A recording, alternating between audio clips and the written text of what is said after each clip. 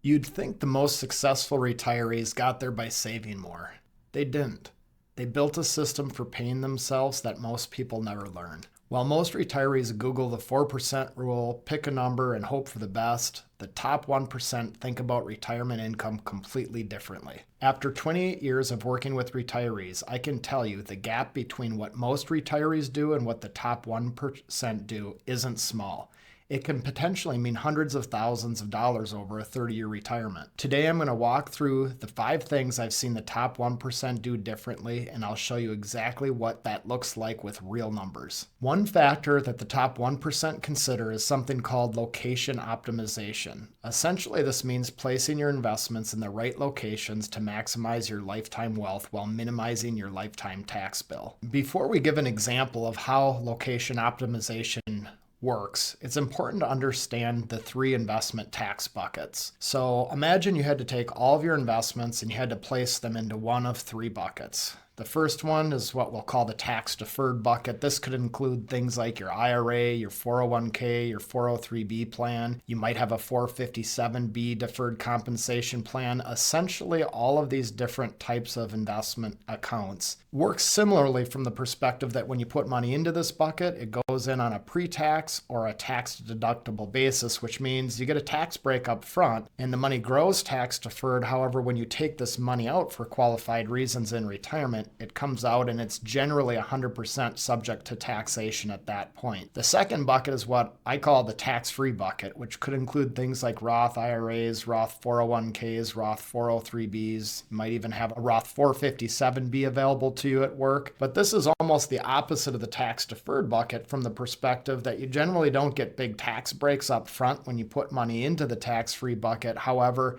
the money grows tax-free, and if it's taken out for qualified reasons in retirement, it comes out tax-free. The final bucket is what we call the non-qualified bucket, which essentially means not in a 401k, not in a retirement plan at work, not in some sort of IRA or Roth IRA. And generally, you don't get big friendly tax advantages up front, and each year if you earn interest income or dividends, or if you recognize capital gains, you have to pay taxes on that money in the year that you earn those various sources of income. And so the non-qualified bucket generally isn't quite as tax efficient as the other 2 buckets, but if you've maxed out what you can put in the other 2 buckets, usually the non-qualified bucket is where we see money come from. And depending on the type of investment that you own in that bucket, the taxes can work differently. And we'll get into that in a little more detail in a little bit. Now that you understand the 3 different buckets, it's important to understand what location optimization means. It essentially means, again, locating your investments in the right buckets at the right time for maximum tax efficiency throughout your retirement. And to illustrate this point, I'm going to give a real simple example. I'm going to try to keep it as simple as possible. And we have to use some assumptions for this example. And the assumptions we're going to use includes assuming that stocks grow at a 9% rate of return, bonds grow at a 4% rate of return. We're going to run this example for a 10-year time horizon, and we're going to assume that our hypothetical investor wants to have about 50% of their portfolio in stocks and 50% in bonds, just simply because that's what their risk tolerance dictates. So if you look on the left side of your screen, you can see with this simple example, we're going to assume that they have $1 million invested in an IRA, $1 million invested in a Roth IRA. And on the left-hand side, again, you can see that we have 50% invested into stocks, 50% invested into bonds for the IRA, and we do the exact same thing for the Roth IRA. That $1 million in the Roth IRA has 50% invested in stocks and 50% invested in bonds as well. And since that money is growing either tax deferred or tax free in the buckets, you can see that both buckets over the 10-year time horizon grow to the exact same amount, to $1,923,804. And so collectively, between the 2 buckets, they have a little over $3.8 million. And again, half of that is in the tax-free bucket, half of that ends up in that tax-deferred bucket via the IRA. Now, if you shift gears and look at the right side of your screen, you can see we have the exact same $1 million invested in the IRA, $1 million invested into the Roth IRA, but in this scenario, we assume that 100% of the IRA is invested into bonds, and because of that, it grows less. It only grows to a little less than $1.5 million. And the Roth IRA, we assume 100% of that's invested into stocks, and because more of that is invested into stocks, and stocks tend to grow more than bonds over long periods of time, you can see that the tax-free bucket via the Roth IRA grows to a little over $2.3 million. So the total that the investor has is exactly the same as the person on the left. However, the tax-free bucket is over $400,000 larger, and that tax-deferred bucket, which is fully subject to taxation when they take money out of it, only grows to a little less than $1.5 million. So we ultimately end up with less in the bucket that's going to be fully taxed, more in the bucket that's tax-free, but we still have the same 50% in stocks and 50% in bonds. This is what location optimization is about.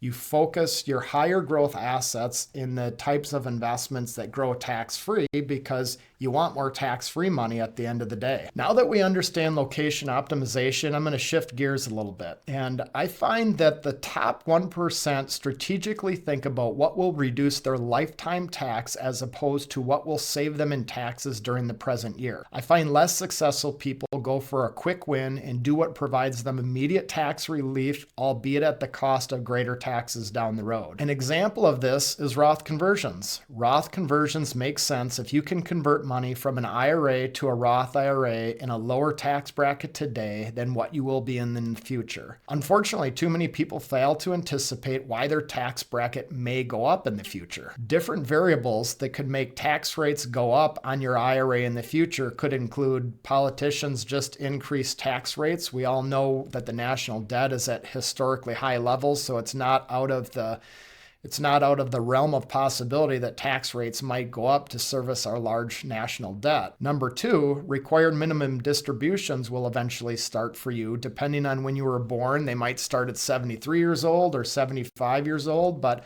all of a sudden you'll have this new source of income coming in potentially. And that new source of income that's coming in could push you into a higher tax bracket. A third reason why your tax rate might go up in the future is if you're married and you lose your spouse, you'll go from a married filing jointly tax return to filing an individual tax return, and those individual tax brackets get a lot higher quite a bit quicker. So if you have a similar level of income after you lose a spouse, that could also increase your tax rate. Another thing that could increase your family's tax rate is if your children inherit your assets and they have to pay income tax plus an estate tax. This is especially relevant for people who live in states where there's a relatively low barrier to where you have to start paying estate taxes, or if you have a much larger estate. The bottom line is if you can pay 12% today and avoid 22% later, or pay 24% today to avoid 32% later, that is a good thing. Another item that top retirees do that others fail to consider is pre-planning for health insurance costs well in advance of retiring. This is especially relevant if you don't have retiree health insurance provided to you from a former employer and you're looking at retiring before the age of 65, which 65 is kind of a key number because that's when Medicare kicks in, and Medicare is generally quite a bit more affordable, potentially, than the insurance you may need before Medicare. Many people, again, that don't have retiree health insurance provided to them from a former employer will go on Affordable Care Act insurance, or depending on the state you live in, a state-sponsored version of Affordable Care Act insurance. If you go on this type of insurance, which many of our clients retiring before the age of 65 will go on, there's a lot of different factors that can affect your insurance costs: your age, your location, the number of people covered, history of tobacco use, the plan you choose, and most importantly, tax credit availability. And I'm going to explain this in more detail because this can be significant for some of you out there. In order to understand how tax credits will affect the cost of your health insurance, it's important to understand something called modified adjusted gross income. Now, with modified adjusted gross income, it includes things like your wages, salary, pay. It would include Social Security income, pension income, distributions from IRAs, net business income if you're a business owner. Municipal bond interest, which is generally tax-free, is even included. Any income, dividends, or capital gains in that non-qualified bucket is also what is included. But more important than what is included is what is excluded. What is excluded from modified adjusted gross income includes things like qualified Roth IRA distributions and applicable distributions from the non-qualified bucket, especially the basis of that non-qualified bucket. The reason that this is so important to understand is because as your modified adjusted gross income goes up, your tax credits that you get to offset the cost of your Affordable Care Act insurance goes down, which essentially means more modified adjusted gross income, higher price for your health insurance via the Affordable Care Act health insurance. So the reason that this is so important to understand is because if you have high income needs in retirement, but you have enough money from those tax modified adjusted gross income tax-friendly buckets, you can really keep your modified adjusted gross income low, even though you might have a high income need in retirement. So to illustrate how this works, I'm going to give an example of how ACA, also known as Affordable Care Act tax credits, work. And we work with people all over the United States, but for this example, I'm just going to use my hometown, which is Eau Claire, Wisconsin, and show you how it works in my hometown. So if you can see on the left, if your modified adjusted gross income is only $21,150, your premium for the year in 2026 is only $444. If your modified adjusted gross income jumps to $84,600, your premium jumps to $8,426. But what I want you to pay close attention to is watch what happens when you go $1 higher than $84,600. That $1 higher is what we call the cliff. And once you go over the cliff, your Affordable Care Act premium goes way up because your tax credits go way down. And this happened because of the One Big Beautiful Bill Act that was recently signed. It brought the cliff back. So once a person's modified adjusted gross income in Eau Claire County exceeds $84,601, the premium jumps by almost $32,000. And so it's a significant increase. So in a nutshell, one of the things that our advisors here try to help people with is if there's any way we can get their modified adjusted gross income below that cliff, it can mean much more affordable Affordable Care Act insurance for them prior to Medicare kicking in. So again, if we have a very large bucket of basis in the non-qualified bucket and a nice sized Roth IRA, we can pull a tremendous amount of income out of those buckets, and none of that counts towards modified adjusted gross income. Now, if you're watching this and you're realizing there's a gap between what you've been doing and what the top 1% do, that's not a bad thing. It means that you're seeing the opportunity, because the truth is most of these shifts aren't complicated. They just require someone to walk through your specific numbers and help you build the system. And that's exactly what my team and I do every day. So if you want to see how these strategies apply to your situation, there's a link in the description where you can book a call with us. The fourth big difference that I wanted to talk about is sometimes I find people just get overly focused on dividends. And although I do like dividend paying investments as one component of a diversified portfolio, it's not necessary that you get too focused on dividend paying stocks. And they do have a variety of disadvantages. One of the big disadvantages dividend paying stocks have is if you own them in a non-qualified bucket, they're much more heavily taxed than assets that might grow more through appreciation. So I also think it's very important that you should focus on your total return of your investment at a given level of risk rather than just receiving dividends. There isn't a law that says you can't spend appreciation the same way you can spend dividends. So I wanted to just share a real quick example to illustrate this. So if you look over the last 10 years, if you would have invested $100,000 into the Vanguard 500 index ETF, that $100,000 investment would have grown to over $413,000. Now, those of you who know how the S&P 500 works or the Vanguard 500 index ETF works, it's not known as a real high dividend paying investment, but it still performed very well over the last 10 years. Now, if you take the S&P 500 and extrapolate the highest dividend paying stocks from the S&P 500, you end up with something similar to the State Street Spider Portfolio S&P 500 High Dividend ETF. I know that's a lot of words, but it's an actual ETF that's been around for over 10 years.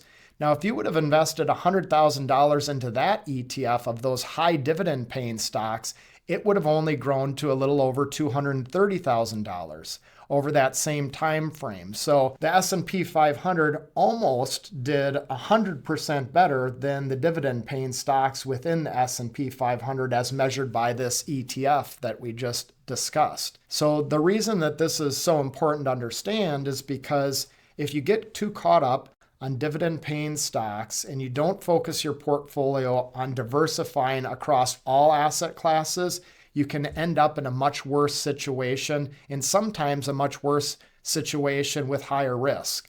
And so there isn't a law out there that says you can't spend appreciation. You can spend appreciation the same way you can spend a dividend. The fifth big difference that the top 1% of retirees have over others is they pay attention to small details that make a big difference over time. To illustrate this, I want to talk about something called the tax cost ratio. And essentially, that's the amount that a non-qualified mutual fund's annualized return is reduced by taxes from dividends and distributed capital gains. On the very low end, it could be as low as 0.3% per year. On the very high end, it might be as high as 5% per year. But let's just say, for example's sake, that we have a 1% tax cost ratio for a year and you own a fund that made 10%. Well, if you made 10%, but you had to give 1% up to taxes, your net return for the year would be 9%. And so this might sound trivial, so I thought, let's place an example to see how impactful this is over the course of a 30-year retirement time horizon. Imagine you had $1 million of non-qualified investments and your current tax ratio is 0.8%, but you found a way to reduce that tax cost ratio down to 0.3%.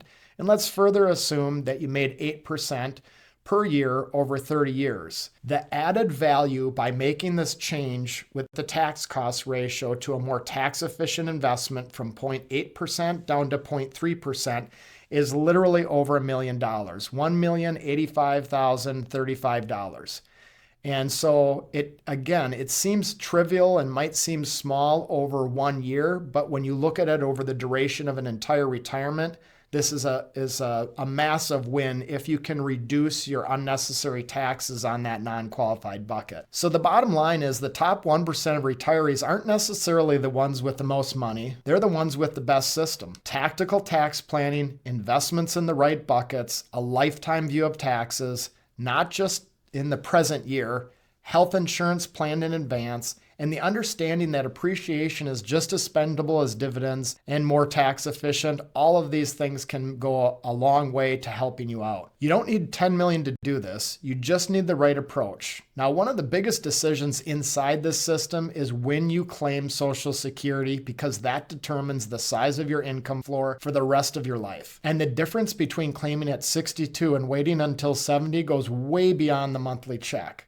I show you what life actually looks like on both sides in this video right here.